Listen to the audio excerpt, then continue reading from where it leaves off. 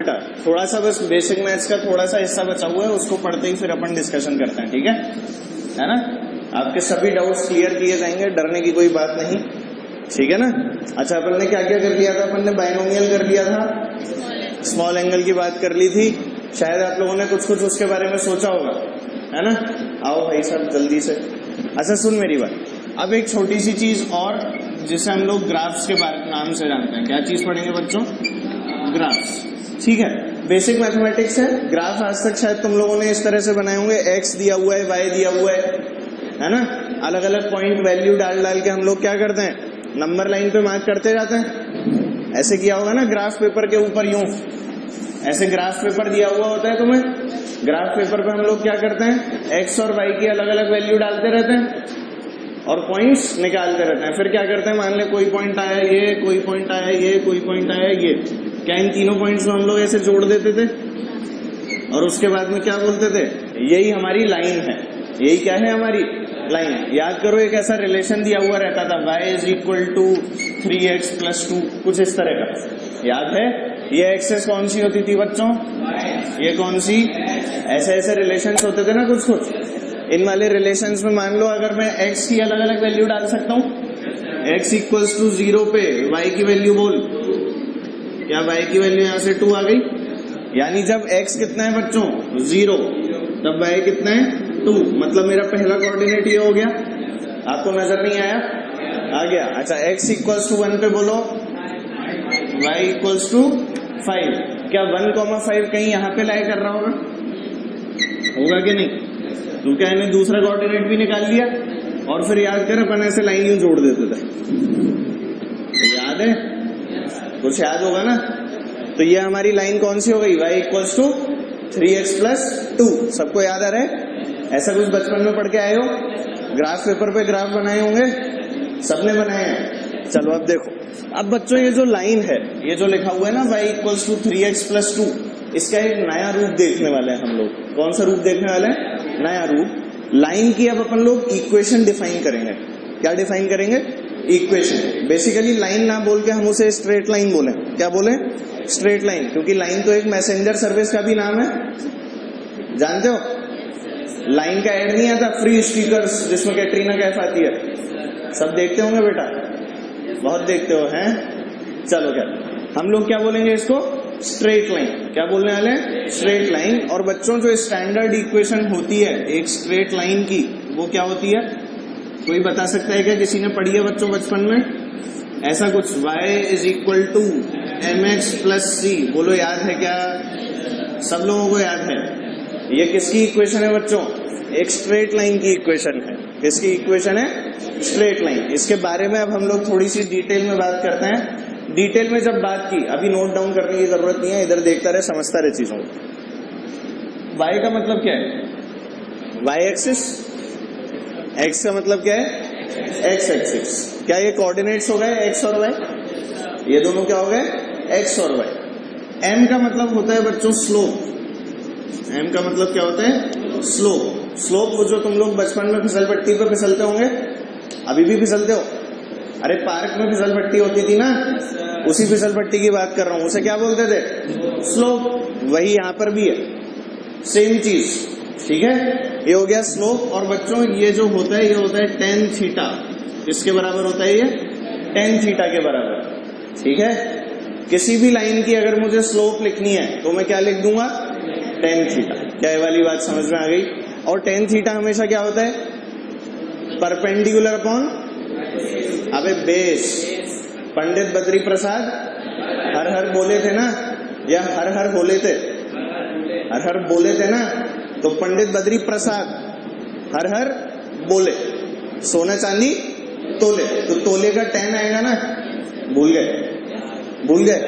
याद है? तो tan थीटा क्या होगा हमेशा? y upon x। tan theta हमेशा क्या होगा? y upon x। और इसको क्या नाम दिया गया बच्चों? m को स्लोप। क्या इतना सा हम लोग ध्यान रख सकते हैं? इसी चीज में एक और बच्चों, c दिख रहा है सबको? ये c क्या है? कांस्टेंट। अरे ये कांस्टेंट वाला c नहीं है जो हम यूनिट डायमेंशन में पढ़ रहे थे। ये c है बच्चों, इसका नाम होता है इंटरसेप्ट। क्या नाम होता है? इंटरसेप्ट, ये नाम होता है इसका, ठीक है।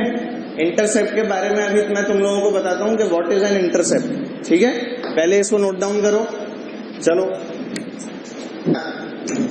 देखना है ना, तेरे को 3 तरह की चीजें बताने वाला हूं, उनको ध्यान से देख। ये कौन सी एक्सिस है बच्चों? क्या ये y है और ये क्या है? x। ठीक है, इसी एक्सिस को यहां पर भी हम लोग बनाएंगे, ये एक्सिस y और ये एक्सिस x। किसी को कोई दिक्कत?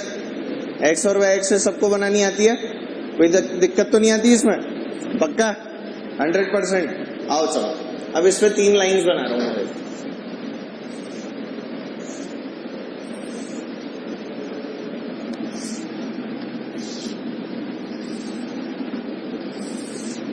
सब लोग देख पा रहे हैं क्या तीनों लाइंस?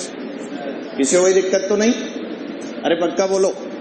अब देख, मैं तेरे को बताऊंगा सबसे पहले तो स्लोप मेजर करने का तरीका। क्या मेजर करने का तरीका? स्लोप कैसे मेजर किया जाता है। क्या अभी अभी हमने देखा स्लोप का मतलब है tan थीटा। स्लोप का क्या मतलब है? tan theta.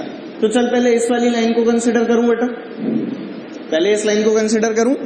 क्या ये वैसी लाइन है जो हम बचपन में बनाते आ रहे हैं? बेटा तीनों लाइन वैसी ही है, बस फर्क कितना है कि मैंने डायरेक्टली बना दिया। कैसे बना दी? डायरेक्टली। चलो देखते हैं बच्चों, जो लाइन सेंटर से पास होगी, कहां से पास होगी? सेंटर से, उस वाली लाइन का इंटरसेप्ट 0 होगा।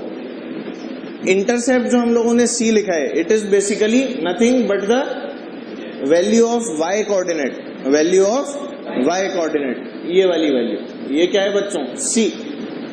अगर पॉजिटिव है तो क्या प्लस c होगा, और अगर नीचे y कोऑर्डिनेट की वैल्यू है तो क्या माइनस c होगा? होगा कि नहीं? तो जरा बता, ये वाली लाइन जो होगी ये क्या होगी? y is equal to mx plus c। इसमें कुछ c है क्या? 0 है ना? 0 दिख गया सबको? तो यहां पर क्या हो गया? y is equal to mx। बोल होगा कि नहीं? अच्छा, और ये क्या हो गया? y is equal to mx minus c। बोल होगा कि नहीं? अब यार ये m की वैल्यू भी तो माइनस और प्लस में हो सकती थी, मैंने सीधे प्लस में क्यों लिख दी? देखो जरा बेटा, tan थीटा की बात की गई है। ध्यान रखना, जब भी हम लोग स्लोप की बात करेंगे, किसकी बात करेंगे? स्लोप की बात, तब थीटा जो मेजर करना है वो हमेशा कहां से होगा? Positive x axis. कहां से मेजर होगा? पॉजिटिव x एक्सिस से in the anti clockwise direction. कहां होगा? पॉजिटिव x एक्सिस से हमेशा एंटी क्लॉकवाइज। अरे आंटी घूमोगे कि अंकल? आंटी घूमेंगे ना ऐसे। अरे बोल बेटा, घड़ी ऐसे घूमती है, अबे तुम्हारी डायरेक्शन से तो ऐसे घूमेगी। तुम अपने उससे देखो, अपने फ्रेम से, क्या ऐसे घूमती है घड़ी? मेरे फ्रेम से ऐसे घूमेगी। चलो अब मैं तुम्हारे फ्रेम में चला जाऊं, यहां पर देखूं, क्या एंटी क्लॉकवाइज घूमना है ऐसे? अरे बोल यार। तो यहां पर बैठ के आंटी घूमना है कि अंकल? आंटी घूमना है ना। अगर आंटी घूमना है तो यहां पर क्या इस तरह से हमारा सेंस ऑफ रोटेशन होगा? ये एंगल क्या होगा? थीटा। ये एंगल क्या होगा? थीटा। और बेटा जो भी मुझे कोऑर्डिनेट दे रखा होगा, मान लो ये कोऑर्डिनेट की बात की गई है, तो क्या this will be the value of y? बोल होगी क्या नहीं? क्या this will be the value of x? बोल होगी क्या नहीं? ये इतना x है, ये बोल है क्या? तेरे को नजर आ रहा है? तो क्या हम लोग यहाँ पे लिख सकते हैं tan theta which is the slope is equal to बच्चों y अपॉन x? बोलो भाई, लिख सकते हैं क्या? पर क्या अभी भी हमको ये चीज पता लगी कि ये पॉजिटिव है या नेगेटिव? नहीं पता लगा। अभी तक थोड़ी पता लगा। लग गया क्या? बेटा ध्यान से देखो, बहुत ध्यान से देखेंगे सब लोग। क्या थीटा की जो वैल्यू है 90 डिग्री से कम है? थीटा की वैल्यू क्या है? 90 डिग्री से कम। और जब जब थीटा 90 डिग्री से कम होता है तब तक क्या tan थीटा की वैल्यू पॉजिटिव रहती है? अपन क्या क्या वैल्यू लिखते हैं? 0 पे tan 0 0, tan 30 1/√3, tan 45 1, tan 60 √3, tan 90 not defined. बोल ऐसे ही बोलते हैं ना। अरे तो जब इस तरह से चल रहे हैं तो कहीं पे भी नेगेटिव साइन आया क्या? मतलब क्या 0 से 90 के अंदर tan थीटा रिमेन्स पॉजिटिव रहता है कि नहीं? बेटा 90 के ऊपर जो चीजें तुम लोग मैथमेटिक्स में पढ़ने वाले हो, अभी ट्रिग्नोमेट्री जब पढ़ोगे तो तुम्हें पता लगेगा 90 से लेके 180 के अंदर tan theta remains negative. 90 degree से लेके 180 डिग्री यानी π/2 से लेके पाई तक tan थीटा कैसा रहता है? नेगेटिव रहता है। तो क्या बच्चों यहाँ पर 90 डिग्री से कम है एंगल? अरे बोल यार, यहाँ पर एंगल कितना है? 90 से कम या ज्यादा? 90 से कम यानी थीटा कैसा होगा, tan थीटा कैसा होगा, पॉजिटिव। क्या आप लोग ये बात समझ पाए? इसीलिए बच्चों m के साथ में कैसा साइन अटैच्ड है, प्लस। यहाँ पे प्लस लगाऊं तो कोई फर्क थोड़ी पड़ेगा इक्वेशन पे, पड़ेगा क्या, नहीं ना। इसीलिए बच्चों ये 3 तरह की लाइंस हमारे पास में एग्जिस्ट करती हैं। क्या आप लोग ये वाली बात समझ पाए? अरे बोलो यार, सबको समझ में आई? अब ये बाकी की जो 3 लाइंस हैं, क्या इसकी इक्वेशन आप लोग बोल के बता सकते हो? ध्यान से देखना बेटा, यहाँ पर जो थीटा है वो ग्रेटर देन 90 है, दिख गया क्या? क्या यहाँ पर थीटा देख, हर लाइन पे ग्रेटर देन 90 दिख रहा है तुझे, दिख रहा है कि नहीं? और वहीं हमें यहाँ पर क्या दिखा था, लेस देन 90, और यहाँ पर भी लेस देन 90 बोल था कि नहीं? पर इस लाइन पे जब मैंने देखा, हमेशा कहां से मेजर करना है, पॉजिटिव एक्स के साथ में आंटी। कैसे घूमना है, पॉजिटिव एक्स के साथ में आंटी। अंकल मत घूम जाना, अंकल घूम गए तो क्या आएगा, ये हाथ ही तोड़ लोगे। इसीलिए कैसे घूमना है, पॉजिटिव एक्स के साथ में एंटी क्लॉकवाइज। क्या सब लोग घूम सकते हैं बेटा, बोल दो। चलो भाई, तो यहाँ पर क्या थीटा जो है it is greater than 90 degree, और वहीं यहाँ पर जो थीटा था क्या it was less than 90 degree. तो जब जब थीटा लेस देन 90 डिग्री होगा, क्या इसका मतलब होगा कि tan थीटा इज पॉजिटिव, और अगर tan थीटा पॉजिटिव है तो क्या इसका मतलब है स्लोप भी हमारी कैसी है बच्चों? क्या आपको ये वाली बात समझ में आई?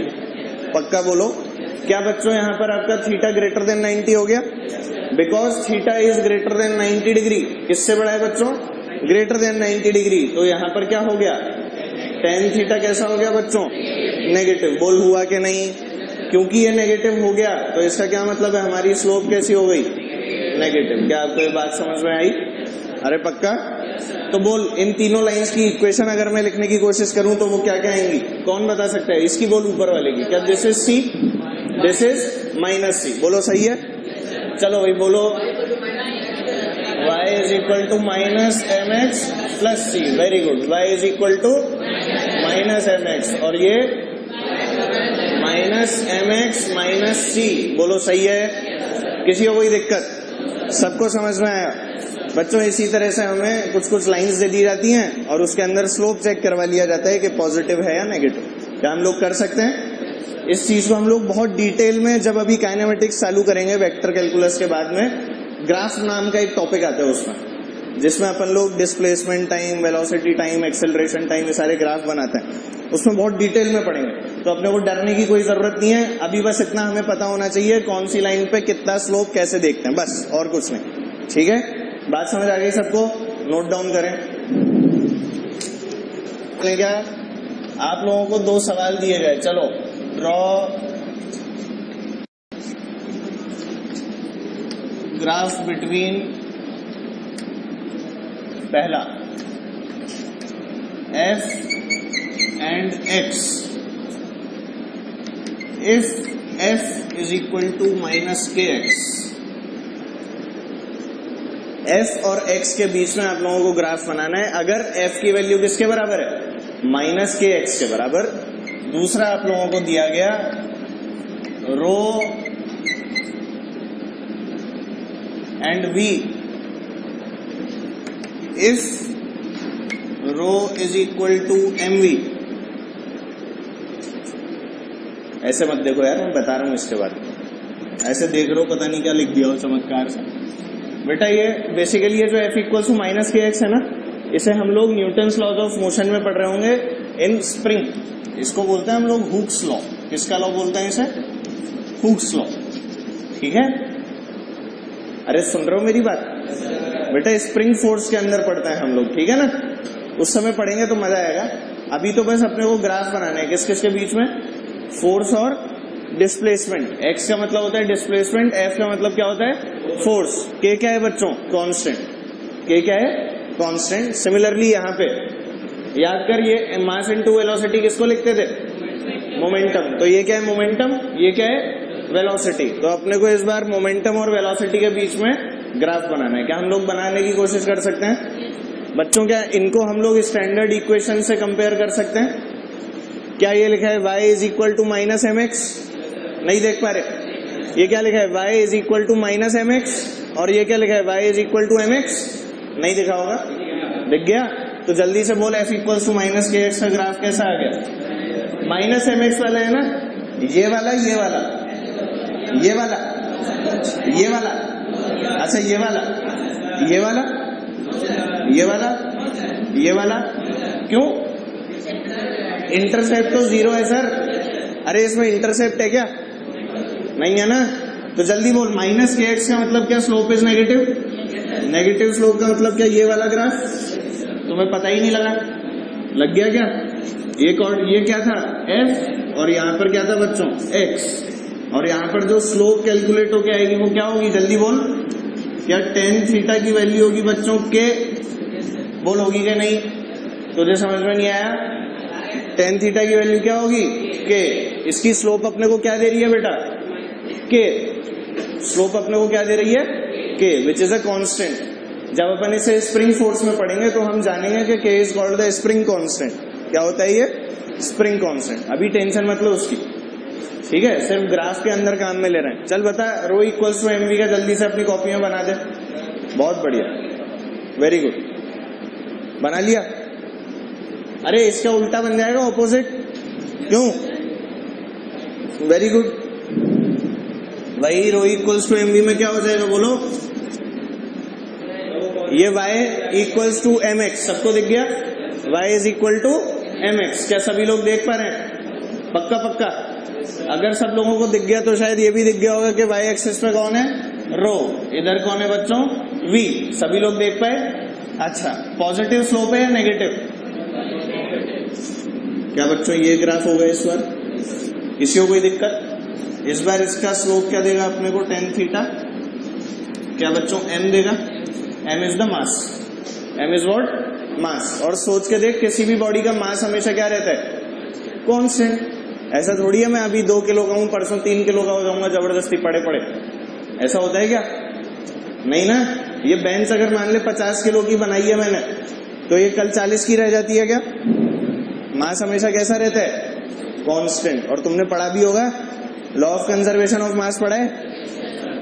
द अमाउंट ऑफ मास या फिर amount of matter content in the universe remains the same. जानते हो ना? मास can not be created nor it be destroyed. जानते हो? वो जो एक एक्सपेरिमेंट हुआ था, याद है तुम्हें? महामशीन, दुनिया तबाह हो जाएगी, ये वो अखबारों में खूब आता था। इंडिया टीवी ने तो दे ही दिया था कि बस अब दुनिया तबाह होने वाली है अगर ये एक्सपेरिमेंट हो गया तो। याद है? वो किसके कंसेप्ट पे बेस्ड था? LHC। पढ़ा तुमने कभी इसके बारे में? Large hadron collider? नहीं, यही तो है वो महामशीन। बेटा इसके अंदर क्या करते हैं? इलेक्ट्रॉन होता है ना, इलेक्ट्रॉन को एक्सेलरेट करते हैं एक टनल के अंदर। छोटी सी टनल नहीं होती वो, कई किलोमीटर लंबी टनल होती है, पूरे शहर के नीचे बिछी हुई टनल। समझ रहे हैं मेरी बात? एक बहुत बड़ा शहर है, उसके अंदर ये टनल बनी हुई है पूरी, और पूरे शहर के नीचे बनी हुई है। उसके अंदर इलेक्ट्रॉन को एक्सेलरेट कर रहे हैं। And what they are trying is, they are trying to create something from nothing. सोच पा रहे हैं मैं जो बोल रहा हूं? They are trying to create something from nothing. क्या ये चीज पॉसिबल है? क्या ये पॉसिबल है? अरे बोल तो सही बेटा। क्या हम लोगों ने क्या पढ़ा है? मास can neither be created nor can it be destroyed. क्या हम लोग सब जानते हैं? है ना? पर यहां पर किसकी बात की गई है? कुछ नई चीज क्रिएट कर रहे हैं बिना किसी चीज के। क्या ऐसा हो सकता है? But they are trying to do. इसीलिए ऐसा बोलते हैं कि वो जो पार्टिकल, अगर इन्होंने कुछ बनाया इस एक्सपेरिमेंट के थ्रू, तो that particle will be known as God particle. उस पार्टिकल को क्या नाम दिया गया है? God particle. बात समझ में आ रही है? अभी तक तो ये एक्सपेरिमेंट फेलियर वाली स्टेटस में है। इसके ऊपर कई अरब खरब डॉलर खर्च हो चुके हैं, पर अभी तक भी किस पे चल रही है? फेलियर वाले स्टेटस पर। समझ पा रहे हो मेरी बात? They are trying to create something from nothing. किसी ने मूवी देखी है Angels and Demons? Dan Brown. उसका नॉवल पढ़ा है किसी ने? नॉवल पढ़ने में ज्यादा मजा आता है, मूवी देखो, that is a good thing. तो वो नॉवल, वो जो मूवी है ना बेटा, इसी पर तो बेस्ड है। यही तो चोरी हो जाता है। उस नॉवल के अंदर क्या किया, उस मूवी के अंदर के एंटी पार्टिकल बना दिया उन्होंने। इसको क्या नाम दिया? एंटी पार्टिकल या फिर एंटी मैटर।